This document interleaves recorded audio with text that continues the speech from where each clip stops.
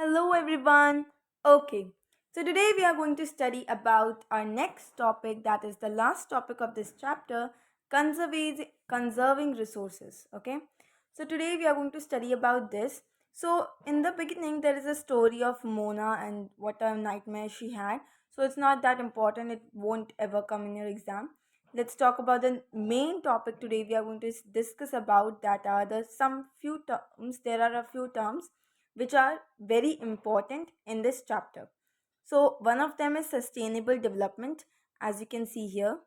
Okay. Second is the underline highlighted words resource conservation and again sustainable development, which we take over here, right? And there are also a few more terms which we will study about. Okay. So, first of all, what is this resource conservation, sustainable development?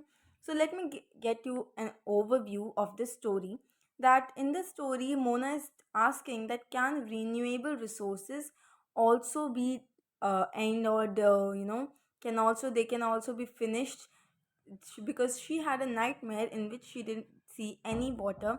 There was a scarcity of water through which humans and other organisms died. So she asked her mother and her mother said, उसकी mummy ने कहा कि हाँ ऐसा हो सकता है अगर हम उसे सस्टेनेबली यूज ना करें। तो सस्टेनेबली मतलब बैलेंस्ड तरीके से। ठीक है, किसी भी चीज़ को अगर हम सस्टेनेबल तरीके से यूज़ करें मतलब बैलेंस तरीके से कि हम उसका ज़्यादा उसको उसका यूजेज का हम एक्सप्लॉइट भी ना करने लगे उस चीज़ को और ना ही उस चीज़ को हम बहुत ही कम बिल्कुल ही कंजूसी में यूज़ करें, वो भी नहीं। सस्टेनेबल मीन्स वट जितना रिक्वायर्ड है उतना ही। Okay, it means carefully utilising resources so that besides meeting the requirements of the present also takes care of the future generations. Okay, means कि हम अभी के टाइम बहुत ही ध्यान से बहुत ही सावधानी से चीज़ों को रिसोर्सेज को यूटिलाइज करें। यूटिलाइज मतलब यूज़ करें, इस्तेमाल करें, ताकि बिसाइड्स मीटिंग द रिक्वायरमेंट्स जो हमारी अभी की ज़रूरतें हैं उनको उनके अलावा भी हम फ्यूचर की ज़रूरतों को पूरा करने के लिए भी जितने रिसोर्सेज की क्वांटिटी ज़रूरी है चाहिए होगी फ्यूचर में उसको हम स्टोर करके रखें ताकि हमारी फ्यूचर जनरेशन्स भी उनका यूज़ कर पाए। ठीक है, फिर बात आती है रिसोर्स कंजर्वेशन की। रिसोर्स कंजर्वेशन क्या होता है? So conservation, what does it mean by the term conservation? Conservation का मतलब होता है बचाव करना, बचाना, to save something. Okay, so अगर मैं किसी भी चीज़ को कंजर्व करके रख रही हूँ मीन्स उस चीज़ को बचा के रख रही हूँ, सेव करके रख रही हूँ सो दैट मुझे फ्यूचर में काम आया, मैं जिस भी रीज़न के लिए। But in this chapter what we are talking about that resource conservation. Resource की कंजर्वेशन पहली चीज़ होता क्या है? किसी भी जैसे हमारे हमने इतने सारे रिसोर्सेज पढ़े, natural resource, human made, human resource, इन सारे रिसोर्सेज को बचा कर रखना हमें चाहिए। ठीक है, अब इन रिसोर्सेज को बचा के कैसे रख सकते हैं? फॉर एग्ज़ाम्पल जैसे कि नेचुरल रिसोर्सेज हैं, वाटर हो गया, सोलर एनर्जी तो चलो आपको मिलती रहेगी, बट वाटर हो गया, लैंड हो गया, रिवर्स हो गई। तो हम इनको ये सारे रिसोर्सेज हैं, हम इनको बचा कैसे सकते हैं? पानी का यूजेज एक्सप्लॉइट ना करें, पानी को बिना एक्सप्लॉइट किए एक्स्ट्रा बस पानी से खेलने के लिए पानी का यूज़ ना करें, क्योंकि वो हो सकता है वही पानी किसी को इन फ्यूचर काम आ जाए। फिर बात आती है हमारी जो रिवर्स की होती है। रिवर्स को हम गंदा ना करें क्योंकि वही रिवर्स हमारे लिए इन फ्यूचर काम आती हैं, राइट? सो रिवर्स को हमें क्लीन रखना होगा। तो ऐसे ऐसे कर करके हम कंजर्व कर सकते हैं different different types of resources को बिना उन्हें एक्सप्लॉइट किए। अगर हम अपने पर्सनल लेवल पे भी कर लेना ये चीज़, तो ये बहुत ही गारंटी की चीज़ है, श्योरिटी है कि बहुत ज़्यादा डिफरेंस, बहुत बड़ा डिफरेंस देखने को मिलेगा। क्योंकि एक इंसान दिन में कुछ 3-4 लीटर पानी तो ऑब्वियसली यूज़ करता है, इवन उससे कई ज़्यादा भी यूज़ कर लेता है। 1000 लीटर ऐसा कहा जाता है, मैं श्योर नहीं हूँ, बट हाँ 1000 लीटर तक का क्वांटिटी जो होता है वो यूज़ कर लेता है एक इंसान एक दिन में। और ये आप खुद सोच के देखो कि अगर 1000 लीटर तक हम यूज़ कर पा रहे हैं एक दिन में, या फिर 100 लीटर भी अगर हम यूज़ कर रहे हैं तो भी वो बहुत ज़्यादा है। लेकिन अगर हम वहीं उसी 100 लीटर में थोड़ा बचा बचा के यूज़ करें। बचा बचा के, मान लो 70 लीटर हमने यूज़ किया और 30 लीटर हमने बचा लिया पानी, तो वो 30 लीटर हो सकता है किसी ज़रूरतमंद के काम आ जाए। ठीक है, तो ये बात समझने वाली है, ये पॉइंट जो है यही समझने वाला है। इस पूरे टॉपिक में यही चीज़ समझाने को कही है कि हमें रिसोर्स का कंजर्व करना है, रिसोर्स को कंजर्व करके रखना है, ताकि और हम ऐसे बैलेंस तरीके से बहुत सारी चीज़ों को कर सकते हैं। अगर हम कंजम्पशन को रिड्यूस कर दें, कम कर दें, फिर जो ये 3 आवर्स होते हैं, आप लोगों ने पढ़े होंगे शायद, 3 आवर्स जो होते हैं हमारे, ये वैसे बेसिक होता है, जैसे कि रिड्यूस हो गया पहला, तो रिड्यूस, रिसाइकल, फिर आ गया आपका रीयूज़। ओके, रिड्यूस मतलब कम करना, यूजेज कम कर दो। फिर आता है आपका, हाँ, रिड्यूस का मतलब यूजेज कम करो। फिर आता है रिसाइकल, मतलब जो चीज़ें जैसे कि पॉलीथीन है, अगर वो यूज़ कर लिया अभी, तो हो सकता है कि अगर हम उसे फैक्ट्री में यूज्ड पॉलीथीन को भेजें, तो वापस से उसे क्लीन करके वो हमारे लिए यूजेबल हो जाए, तो हम इसे रिसाइकिल करेंगे। जैसे पेपर्स होते हैं, वाइट पेपर्स को रिसाइकिल करने के बाद ब्लैक पेपर्स आते हैं, एंड आपको मार्केट में ब्लैक पेपर्स की नोटबुक में मिलती होगी। तो वो जो ब्लैक पेपर्स की नोटबुक है, वो मेनली रिसाइकल्ड नोटबुक्स हैं, रिसाइकल्ड पेपर्स हैं। तो हमें उनको प्रमोट करना चाहिए, उनको यूज़ करके। प्रमोट करने का मतलब ये नहीं है कि आप किसी कहीं पे एडवर्टाइजमेंट करो, नहीं, आपको उन्हें खुद के लिए, अपने लिए उन्हें बाय करना पड़ेगा, उनको खरीदना चाहिए, ताकि जो शॉपकीपर्स हैं, वो भी उन कॉपीज़ को, उन नोटबुक्स को रखें अपने पास, बिकॉज उसके कस्टमर्स बन रहे हैं।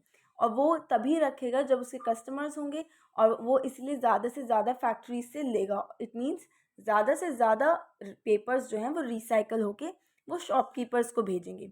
फिर आता है रीयूज़ का कंटेंट।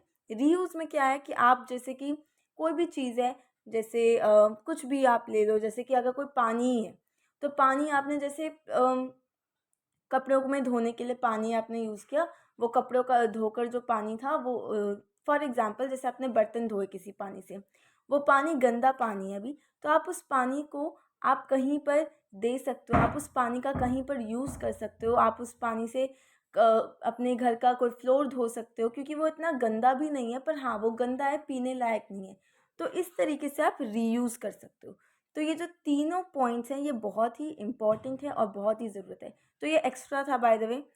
अब आते हैं, फिर यहाँ पे स्टोरी कंटिन्यू हो रही है, जिसमें उन्होंने बताया है, इन बच्चों ने डिफरेंट डिफरेंट तरीक़ों से अपने अपने लेवल पे चीज़ों को रीयूज़ करने के methods, recycling methods they have told about. Now let's come to the next part, that in future of our planet and its people is linked with our ability to maintain and preserve the life support system, to maintain and system that nature provides. Therefore it is our duty to ensure, यहाँ पे हमें बताए गए हैं कि हमारी क्या क्या ड्यूटीज़ हैं, हमारी क्या क्या ड्यूटीज़ हैं कंजर्वेशन ऑफ नेचर की तरफ, कंजर्वेशन ऑफ नेचर की ओर। तो फर्स्ट पॉइंट आ रहा है आपका कि जितने भी रिन्यूएबल रिसोर्सेज हमने पढ़े, रिन्यूएबल रिसोर्सेज हमने कौन कौन से पढ़े थे लास्ट क्लास में, रिवाइज करने करो आप सब। जो हमने रिन्यूएबल रिसोर्सेज पढ़े थे वो कौन कौन से थे? वाटर, फिर विंड, है ना, सोलर एनर्जी। तो ये सारे हमारे क्या थे? Renewable resources. हमें इन सब का यूज़ सस्टेनेबली करना चाहिए, ताकि इनका यूज़ एक्सप्लॉइट ना हो सके। सो मेनली यहाँ पे जो बात की जा रही है ना, वो किसकी की जा रही है? वो बात की जा रही है वाटर की, क्योंकि हमने पढ़ा था वाटर एक ऐसी चीज़ है जो एक टाइम पे शायद ख़त्म भी हो सकती है, ऐसा ऐसा साइंटिस्ट्स कहते हैं। विंड और सोलर एनर्जी का अभी तक तो हम ऐसा नहीं कह सकते हैं कि ये ख़त्म हो जाएंगे, क्योंकि ये इजीली रिन्यूएबल हैं और रिन्यू कर भी लिए जाते हैं। बट वाटर जो है वो बहुत ही ईजिली, ऐसा कहा जा रहा है कि पॉसिबिलिटी है कि वो ख़त्म हो जाए। तो जितने भी यूजेस हैं रिन्यूएबल रिसोर्सेज को, अगर हम इसे सस्टेनेबल कर दें, मतलब बैलेंस्ड कर दें अगर हम उन यूजेस को, तो हम we will be able to sustain, we will be able to conserve nature. Now come to the next point, diversity of life on earth is conserve. Diversity मतलब जितनी भी विभिन्नताएं, डिफरेंट डिफरेंट टाइप्स के plants, different different types के animals, insects, humans, हमें इन सब की तरफ, इन सब को बचा के रखना है। हमारे बहुत सारे ऐसे बर्ड्स हैं जो पहले के ज़माने में रहे हैं, लेकिन वो अब एक्सटिंक्ट हो रहे हैं, ख़त्म हो रहे हैं। बंगाल टाइगर ख़त्म हो रहा है। फिर अगर वहीं बात की जाए, डोडो एक बर्ड थी पुराने टाइम में जो रहा करती थी, बट अब वो पूरी तरीके से एक्सटिंक्ट हो चुकी है, ख़त्म हो चुकी है। बट बंगाल टाइगर्स अभी भी इंडेंजर्ड हैं। तो ये सारे जो एनिमल्स हैं इनको हमें ख़त्म नहीं होने देना है, इन्हें हमें बचा के रखना है। फिर आता है the damage to natural environmental system is minimized. वही पॉल्यूशन कम करना चाहिए, लैंड पोल्यूशन, वाटर पोल्यूशन, इन सारी चीज़ों को हमें कम करना चाहिए क्योंकि ये बहुत ज़्यादा ख़राब तरीके से अफेक्ट करते हैं हमारे इन्वायरमेंट को। Now come to the point. ये जो येलो बॉक्स है ये काफ़ी इंपॉर्टेंट है, आपकी टीचर्स भी इसे नोटबुक में लिखवाएंगी। Some principles of sustainable development. बहुत सिंपल सिंपल शॉर्ट पॉइंट्स हैं, ये आपको लर्न करने पड़ेंगे। पहला पॉइंट आता है आपका कि different different forms of life की तरफ आपको रिस्पेक्ट एंड केयर रखना है। आपको उनको आदर सम्मान देना है। मतलब ऐसे नहीं कह रही कि मैं इंसेक्ट्स को आप जाके उन्हें ऑनर दो, उनके सामने सलामी दो, ऐसी कोई बात नहीं है। इट्स जस्ट कि रिस्पेक्ट दो, उन्हें हार्म मत करो, उनकी केयर करो। अगर उन्हें कहीं प्रॉब्लम हो रही है तो उसमें आप एज हेल्प करो, आप उन्हें ख़राब ना करो, उन्हें ख़त्म ना करो।